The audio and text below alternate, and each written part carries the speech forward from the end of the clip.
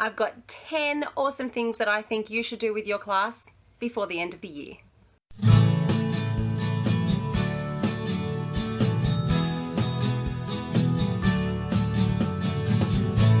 Hi everyone, welcome to Talk and Chalk. I'm Beck. I'm an assistant principal in Southwest Sydney, and if you are brand new to the channel, you are catching me at the end of our school year. If you're one of my subscribers and continued viewers, thank you so much for your support.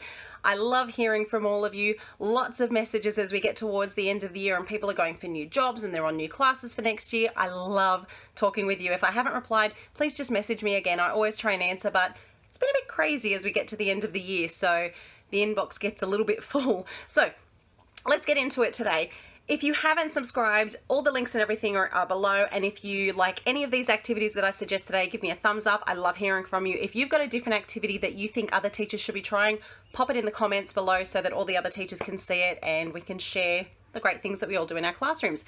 If you are outside my system, you might have finished already. I know some of our more inland schools finish early because it just gets way too hot to be going to school. And if you're in a different part of the world, because I know we've got lots of American teachers that watch as well, you are mid-school year. I love the way that our school year finishes because we get to finish and then enjoy Christmas in the summertime. So you probably won't be using these activities at the moment, but I do know that you guys go on break at Christmas time, so you might want to do something fun before they go, or you might want to hold on to these activities until the end of your school year. So I've got the trusty notebook out, and what I've done is I've generated some activities that I've used with classes in the past, some that I know other classes are doing or have done in the past, and I asked my own kids what they would like to do with their class teachers because we only have 3 school days left of this term with our students. So there's some interesting responses on there, but I wrote down the 10 things that I thought would be great. So in no particular order whatsoever, number 1, this was suggested by my daughter. So I'm just gonna get comfy in here because it's actually quite hot in here. She wanted to have a milkshake competition with her teacher where the class all get to make milkshakes and then taste test each other's milkshakes and see who had the best milkshake. And I thought that would be kind of cool because all you need is milk, ice cream, and some flavoring. And I guess the kids can maybe make suggestions if you want to put that out there and then do it the next day, or if you just want to do one standard flavor and just pick who gets to make the best one. You know, they can pick their own ratio of milk to topping to ice cream to whatever you put onto it. So I thought that would be fun. I love doing a class disco, and I just mean class disco, not the whole school, not a fundraiser, just in your classrooms. Pull the blinds down, put something on YouTube that's safe for school, obviously, and they can pick and choose some different suggestions as well. It's cheap if you want to go to, you know, Big W or Kmart and get some glow sticks for their wrists. You can get little disco lights as well for the classroom. Just you and your kids having a dance off, having some fun in the classroom, making some noise, being a bit silly. Even if you do a Christmas themed one, if you have kids in your class that don't celebrate Christmas, then don't do Christmas songs, do other songs. You're not celebrating, you're just having a dance with your class, doing something fun. And I mean with your class, not them dancing while you're pulling displays off the wall and packing boxes. Join in. You've only got 3 days left with them. You can pack up after 3 o'clock. Spend time with your kids. This is a suggestion from my son. So we're up to number 3 now. He wanted to have a race with his teacher, which will be interesting when I tell her that. And he meant, I think, a running race from what he was describing. And then it got me thinking, I used to love doing the whole teacher-student competitions with my classes. When I had a year 6 class, we used to do Newcombe ball, well, a varied version of Newcombe ball because it wasn't a proper net. It was an old soccer post, goal post without the netting, and we used to play on that, and we had a teacher-student competition. And other than that, we've done OzTag ones and a basketball competition we had one time, and netball we had one time as well, and they're always fun, and the whole school will usually turn out to watch these things. But if you want to do it just with your class and you know, change which team that you're on, that's always lots of fun. These are the memories that kids take with them. They might be meaningless memories to other people, but they're so meaningful to you guys. A selfie booth. Now, there is an app which is on the phone that I'm using at the moment, and I can't remember the name of it, but there are tons of photo booth apps out there that are free, and if you download them, it'll give you a prompt and how many pictures you're going to take. So it'll do the whole thing that a proper photo booth would do, where it says 3, 2, 1, and then it says it again, 3, 2, 1, And you can just print out your own props. If you go to any junk shop, there are packs of props as well. You can do funny ones, your moustaches and things like that, or emojis or funny signs that say, you know, I'm with Smelly or whatever, and play with those. And you jump in the photos with your kids, and you don't have to have the paper or anything to print them out. Most of those things either save to your phone or save to the app or whatever, and you can just download it to the computer, print it out on paper, the kids can take them home.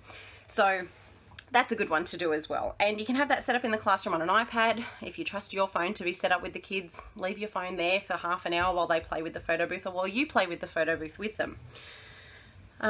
If you haven't already done this one this year, I highly recommend it, is letting a student read a book to the class. And that can be their pick, it can be your pick, it could be one that you've already read earlier in the year. And pick one of those kids that hasn't had the opportunity to sort of, you know, showboat in front of the class. We know our public speakers, all those sorts of things. Give another kid the chance to sit up there and have their 5 minutes of fame with the class. It's always fun to see them do that. I've done 1, 2, 3, 4, 5. Now we're up to number 6. I love these ones. A Just Dance competition. And when I say Just Dance, I mean like from the game. So there's, is it a Wii U game? I think it is, where the people are on the screen and there's color coding and little silhouettes so you know what the next dance move is and you all get up and do it. There's YouTube videos of people who have played the game. So you don't need to have the game. You just type in Just Dance videos onto YouTube and a bunch of different ones will come up. And these are safe for kids. They always have the, you know, the edited version of the lyrics. There's no inappropriate lyrics. I personally love the Star Wars ones. And the little shadows are there, and you can pick 4 kids at a time or do the whole class at a time and pick a judge to be out the front on who's the best. And you get up and you do it with your kids as well. Have a go. It doesn't matter if you feel like you can't do it properly. It doesn't matter if you think you look silly. Those kids are gonna love standing and dancing with you. That's the best fun. I recommend having a one-on-one game with one of your kids that often flies under the radar. We know our kids that we learn our names very well. There's certain kids' names that we all learn on the first day. You know what kids I'm talking about. There's other kids that we know well in the next couple of weeks because they're our kids that excel and always do well, and their handwriting is beautiful and their work is perfect and they're always doing great. We know those kids. There's those kids that are, I heard this phrase the other week, the unknown kids. And they may not be unknown to you. We know our kids well, but a lot of those kids don't get our face-to-face time because of the needs of those other kids. So pick a kid that you don't think you spend much one-on-one time with and play a game with them like Guess Who or Twister or Battleship or something like that, where you get to engage one-on-one with those kids. It's a 15-minute game, you know, and they will remember that forever as the time they got to have you to themselves. The next one is, and I love this activity, especially with year 6 kids going off to year 7. I don't know what it's called, but I call it the NICE activity.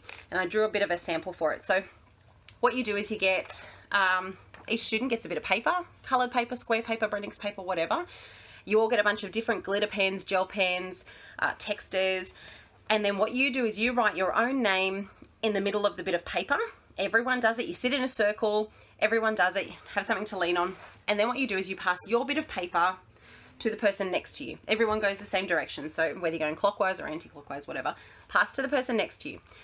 Whoever's name you get, so I've got the person next to me now, I need to write something nice about that person. Their name is on the sheet, so that's fine. Now, you need to be really explicit at the beginning of this and set up those expectations that we are writing something nice. This person is going to get this bit of paper back to them, and I am going to see everybody's bits of paper before they take it home today because I'm going to laminate it. So we're all thinking of the good things. And you know what? If you don't know this person very well, I want you to think of one good thing that you know about them from this year. Even if it's just being kind, even if it's just sharing, if it's something like they helped me tie my shoelace one time, that's a good thing. And you go around the circle, so you know if you've got a class of 30, you'll end up with 30 odd comments, plus one from the teacher as well. And when that bit of paper gets back to you, it's just going to be full of lovely things. So if I put Beck in the middle, there's a bunch of nice things I wrote about myself. I wrote funny, caring, kind, sharing, helpful, considerate. Now, the very first time I did this activity, I did it as well, and I highly recommend you do this with your kids because you'll get a bit of paper back as well. A little bit of reflection for you, feedback for you. I still have that bit of paper. I still have it. I kept it. And I look at it every single year. It was a year 6 class that I did it with the very first time I did this activity, which was in 2005. And I still love that bit of paper. I love it. It doesn't matter how tokenistic the comment might have been from the kid or how meaningful it might have been. I just love reading that bit of paper. And I am sure there is a kid out there that has kept their bit of paper as well. So, and then it looks bright and colourful, and you laminate it and give it back to the kids for something to take home. And it's just a really good activity to see those kids that are often negative being able to write something positive about someone. I often try and tell them, try to write something different that's already on there, because you don't want funny, you know, written all the way around it. Try and think of something different and unique. And it can just be one word or it could be a short sentence. It's up to you. But that's what I call the nice activity. Second last one. My husband came up with this one, so thanks, hubby. He calls it Poke Down the Tower. So he suggests, and I've drawn a little diagram of this one as well here.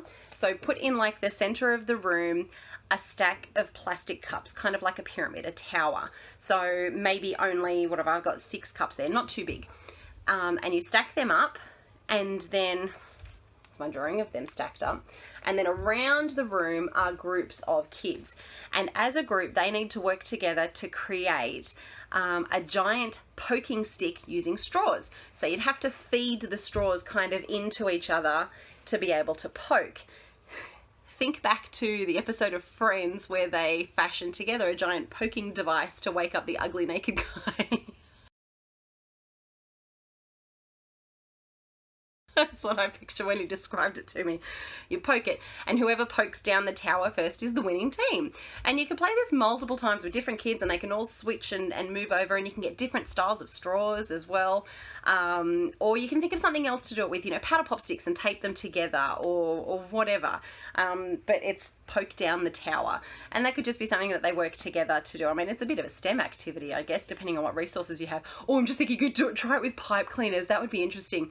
I wonder how much you'd have to twist together to be able to poke that down, and if it would actually stay straight or if it would kind of bend down with the weight of the pipe cleaners. That would be interesting. Okay, my last activity that I have to suggest to you guys is ask your kids what they want to do with you. They only have 3 days left with you, and even if you've got them next year, it's a different class, we're different people, they're older, you're different, your style might change, there's going to be different kids in the class, so it's not really going to be the exact same year. So take this chance to just ask them. Give them a list, do some voting, ask them what they want to do with you. Chances are they're all going to say things like class party and whatever, usually things that are messy or will cost money. But you know what? Ask them. Chances are they just want to spend time with you. They just want to do something fun, even if it's skipping outside, playing handball, you know, going out and playing on the play equipment or having a water fight. They'll suggest some fun things, but at least you'll know that, you know, you're building some quality time with them, especially at the time of the year when things are crazy and hectic and everything's just go, go, go. Sometimes they just want to sit and enjoy your company. And I think that's so valuable with our kids at the end of the year. I want my kids to be able to go away with a meaningful memory of being with their teacher. So if you're thinking of trying any of these things, give it a thumbs up, click the subscribe button if you want to keep following me. I will put my button down here too if you want to subscribe. I'll chuck another video at the top there, and make sure you stick with me during the holidays. I'm going to keep making videos when I can, and I hope you all enjoy a good holiday break if I don't see you. Thanks guys, bye.